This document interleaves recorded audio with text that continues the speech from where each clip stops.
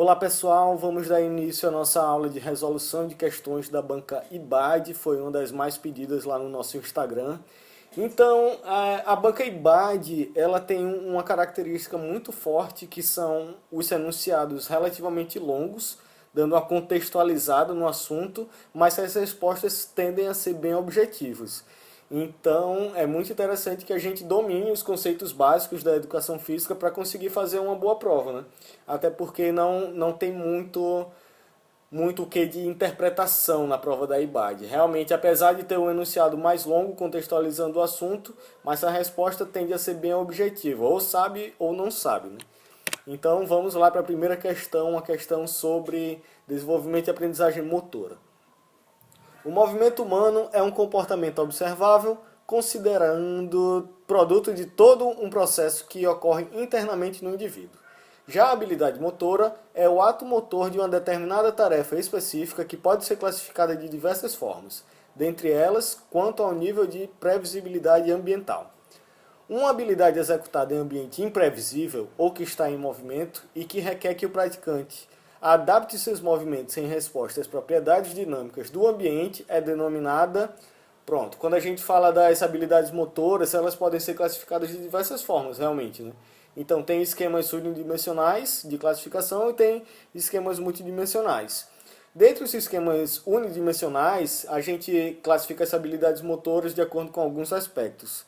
Então, o aspecto muscular, por exemplo, divide as habilidades motoras em amplas e finas. E aí ele quer saber em relação ao aspecto ambiental. No aspecto ambiental, a gente tem duas classificações, que são as habilidades motoras abertas e as habilidades motoras fechadas. As habilidades motoras abertas ocorrem em ambiente imprevisível, totalmente mutável, né? Então, por exemplo, um jogo de futebol ou uma luta no judô. Você não sabe o que vai acontecer no próximo segundo. É um ambiente imprevisível e totalmente mutável. Enquanto que a habilidade fechada, ela ocorre em um ambiente previsível e não mutável. Então, por exemplo, uma jogada do golfe.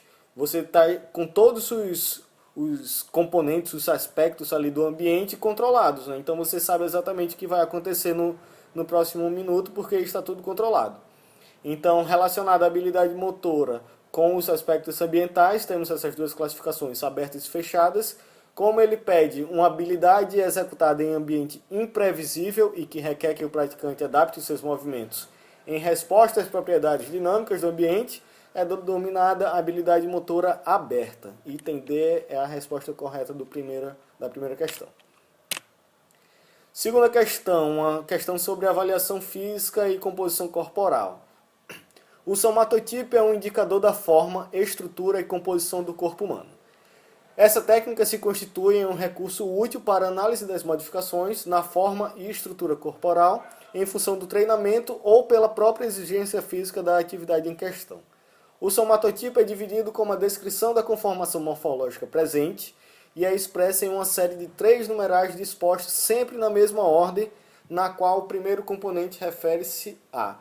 Então, se você nunca ouviu falar em somatotipo, eu acredito que você provavelmente já ouviu falar em indivíduos ectomorfos, mesomorfos, endomorfos. Diferente do que muita gente pensa, o somatotipo é uma combinação desses 3 componentes. Então, a gente não pode dizer que um indivíduo é apenas endomorfo, ou apenas mesomorfo, ou apenas ectomorfo, mas sim uma combinação desses 3 componentes. Então, quando a gente fala de somatotipo, o primeiro numeral referente a essa série, né, que caracteriza o somatotipo, é referente à endomorfia, que é o nosso componente de gordura. O segundo numeral é o nosso componente de músculo, que é a mesomorfia. E o terceiro numeral, a ectomorfia, que é nosso componente de magreza. Então, quando ele quer saber qual é o primeiro numeral disposto nessa ordem do somatotipo, é a endomorfia ou componente de gordura. Então, lembrando que como nós somos compostos pelos 3 componentes do somatotipo, a partir disso é que vamos classificar a forma dos indivíduos, né? Então, é provável que tenha alguém com uma dominância do componente mesomórfico e o componente endomorfo e ectomorfo mais equivalentes e assim por diante. A partir dessa combinação dos três elementos é que vamos ter as classificações do somatotipo do indivíduo. Então, segunda questão, relembrando, somatotipo é definido como a descrição da conformação morfológica presente e é expressa em uma série de três numerais dispostos sempre na mesma ordem, na qual o primeiro componente refere-se à endomorfia ou adiposidade corporal. Então, item A é o correto. Terceira questão. O metabolismo é o conjunto de processos de obtenção e utilização de energia para a realização das funções biológicas que mantêm as pessoas vivas. Os principais nutrientes dos quais as células se extraem energia são o oxigênio e um ou mais tipos de alimentos. No interior da célula, dentro das mitocôndrias, essas substâncias alimentares reagem quimicamente com o oxigênio sob a influência de várias enzimas que controlam a intensidade e a velocidade dessas reações, canalizando a energia liberada para um fim adequado. Esse metabolismo de produção de energia é... Bom, então, relembrando a nossa aula de vias energéticas, né? Então, nós temos duas possibilidades de metabolismo, que é o metabolismo anaeróbico, onde não tem a presença de oxigênio nas reações, e o metabolismo aeróbico, onde ocorrem as reações com a presença do oxigênio. Então, quando a gente fala de metabolismo aeróbico, a grande organela aí responsável por esse metabolismo é as mitocôndrias.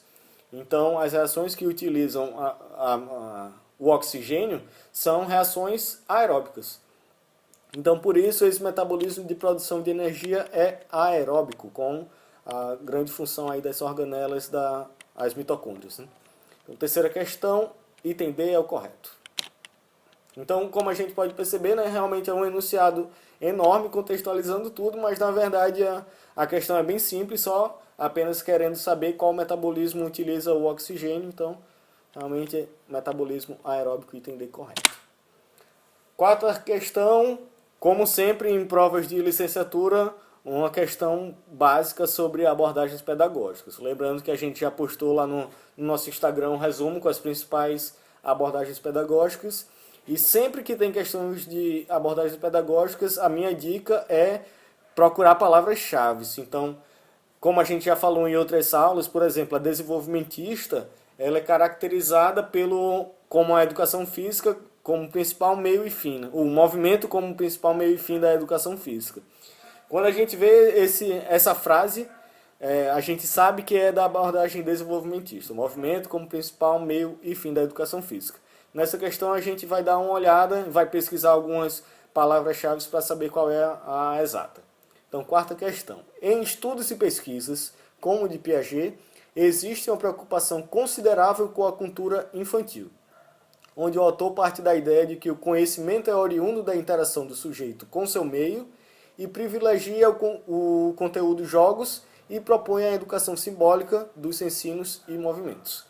Qual abordagem pedagógica está inserida na descrição acima? Pronto, a dica que eu dou para essa questão especificamente, e é exatamente a dica que tem lá no nosso resumo, é esse conhecimento oriundo da interação do sujeito com o meio. Então, quando você vê uma questão sobre abordagens pedagógicas falando da interação do sujeito com o meio, muito provavelmente se tratando da abordagem construtivista. Então, além disso, privilegia o conteúdo dos jogos, né? Realmente a abordagem construtivista privilegia esse conteúdo. Então, a abordagem pedagógica, que tem o conhecimento oriundo da interação do sujeito com o meio e privilegia o conteúdo dos jogos, é a abordagem construtivista interacionista. Item C é o correto da quarta questão. Quinta e última questão, a questão sobre tipologia dos conteúdos. Também em provas de licenciatura, é basicamente uma questão garantida, né? Relembrando, a gente já trabalhou isso em algumas outras aulas, também já tem resumo lá na nossa pasta, também no nosso e-book, com algumas outras questões gabaritadas. Relembrando os três tipos de conteúdo definidos por Zabala, né? Que são o conteúdo conceitual, que basicamente é o saber, abrangendo aí os principais conceitos, fatos, princípios. O conteúdo procedimental, que é relacionado ao saber fazer, que são os procedimentos, as técnicas, as habilidades, onde a pessoa realmente aprende fazendo, né? E por último, os conteúdos atitudinais, que estão relacionados aos valores, às atitudes. Então, vamos dar uma olhada aqui nessa quinta questão que é que ele pede. Atualmente, em nossa sociedade contemporânea, percebe-se o avanço de um comportamento competitivo e individualista dos indivíduos. Diante dessa situação, o jogo surge como excelente estratégia didática para que o professor de educação física estimule alguns valores que incitem um comportamento solidário entre os alunos. Esse tipo de preocupação durante as aulas está relacionado com a presença de conteúdos de natureza. Pronto, então como ele fala que o jogo surge como uma excelente estratégia didática para que o professor de educação física estimule alguns valores e que incite um comportamento solidário entre os alunos, ele está falando sobre os valores, né, as atitudes. Então, ao conteúdo atitudinal, ao saber ser e ter uma boa relação com os colegas, né? Então, quinta questão, conteúdo atitudinal, alternativa D é a correta. Então, finalizamos essa nossa breve aula de resolução de questões sobre a banca IBAD. Relembrando que é uma banca que traz enunciados longos, mas a resposta normalmente são conceitos que você de fato deve saber. Então, para ajudar, eu recomendo os nossos e-books. Nós já temos o e-book volume 1 e volume 2, cada um com cerca de 10 temas, com resumos e mais de 100 questões gabaritadas em cada um. Então, dando uma olhada lá nos e-books já vai ajudar bastante nessa banca. E agora em novembro estamos lançando o nosso primeiro módulo do curso online. Então vamos ter algumas videoaulas de teoria e prática sobre alguns temas bastante recorrentes aí em concurso, além de alguns materiais de apoio, questão extra, enfim, acho que vai ser um material que vai ajudar bastante aí na preparação de concurso de educação física. Qualquer dúvida, estamos à disposição. Meu nome é Eduardo. Segue a gente lá no Instagram, @concurso-cdfísica. A gente sempre posta questões comentadas, avisos de editais, alguns resumos. Ou entre em contato com a gente pelo nosso e-mail, conc.edfísica@gmail.com. Então é isso, muito obrigado e até a próxima.